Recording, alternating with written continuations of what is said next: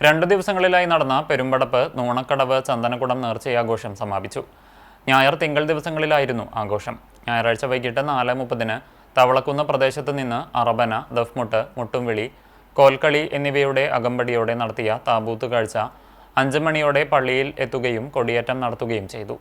താബൂത്ത് കാഴ്ചയ്ക്ക് Caribbeans committee നേതൃത്വം നൽകി. തുടർന്ന് രാത്രി വിവിധ കമ്മിറ്റികളുടെ കാഴ്ചകൾ പള്ളിയങ്കണത്തിലെത്തിച്ചേർന്നു. തിങ്കളാഴ്ച രാവിലെ 9 മുതൽ അർദ്ധരാത്രി വരെ വിവിധ പ്രദേശങ്ങളിൽ നിന്നുള്ള 18ഓളം കമ്മിറ്റികളുടെ നേതൃത്വത്തിൽ കാഴ്ചകളുണ്ടായി. കാഴ്ചയിൽ പേരും പ്രശസ്തിയും തലയെടുപ്പുമുള്ള 11 ഗജവീരന്മാർ അണിനിരന്നു.